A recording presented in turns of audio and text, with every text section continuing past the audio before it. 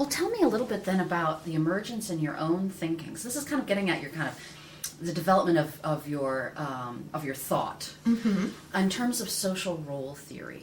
How did that kind of take shape in your thinking? Because it's been a consistent theme in your career. How did that take hold? Where did that come from? Well, it came from that intellectual history in the broad interdisciplinary social science for sure, because social roles are not such a powerful concept among psychologists, but it is among sociologists, or was. It is not now, actually, particularly popular, but it had been popular. And so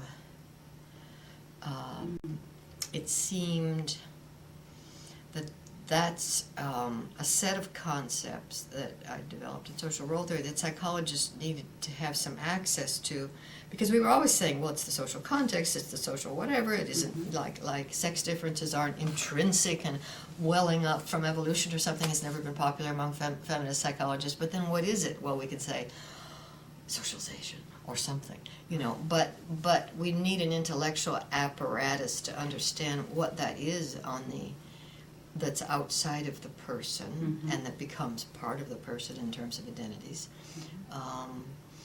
And so there is that social structure that is organized by social roles. And the obvious point that men and women have differed a lot in terms of their role responsibilities. In traditional societies, there's a strong division of labor. And so the idea that would shape the psyche seemed to me to be really obvious. And it was a way to frame it. Right. So then that seemed useful, and so at an early point there was some version of it, and then I have developed it in certain directions over the years from that early insight. And what have been some of those additions or ways that you've modified it over the years in light of further work or further studies? Well, there are two directions really that are still ongoing, that would be regarded as branching out a lot from the early origins. And one is the work on the study of leadership that I've been active on for a number of years now, because that's looking at behavior not in the abstract, the way people traditionally looked at sex differences in terms of kind of dispositions, but it's looking at behavior in organizations where the roles are active. So to understand how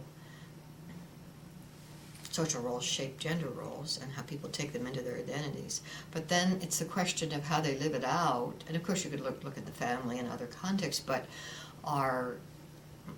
a lot of our life is played out in organizations. And so it is really moving in that direction. And so, for instance, to see how leadership roles would interface with gender roles is important. So a woman in a leadership role, the culture gives her this gender role, and she has an identity as a woman usually. But there's also this leadership role which is defined in the organization. In fact, it might be given a fairly masculine definition, depending, but that's often the case, particularly higher level roles, that they've been mainly occupied by men. So then it's a question how that works together and how that would constrain behavior, how it would constrain reactions to women in those roles, and how it would enhance or inhibit the effectiveness of leaders. So there's that piece of moving out into organizational environments beyond the traditional domain of psychologists, although there are always those IO psychologists who do that. Right. It isn't as if no psychologists do that. So that's one direction. And then the other direction is to study the origins of sex differences. And that came about because of the evolutionary psychologists who started speaking about the origins of sex differences, and I felt had the wrong answers, or only very partial answers, which they were presenting as kind of the solution or the answer. And so I thought, well, understanding the more ultimate origins of male and female behavior is a wonderful question. We shouldn't begrudge them some praise for bringing us the question. But then what's the answers? And so there, in my work with Wendy Wood, we've been presenting an alternative theory, which is a sort of an extension of social role theory, which we call the biosocial extension, which deals with those issues. So it does bring in the social cultural influences together with the acknowledgement that there are important evolved differences between men and women. And so we are working on that.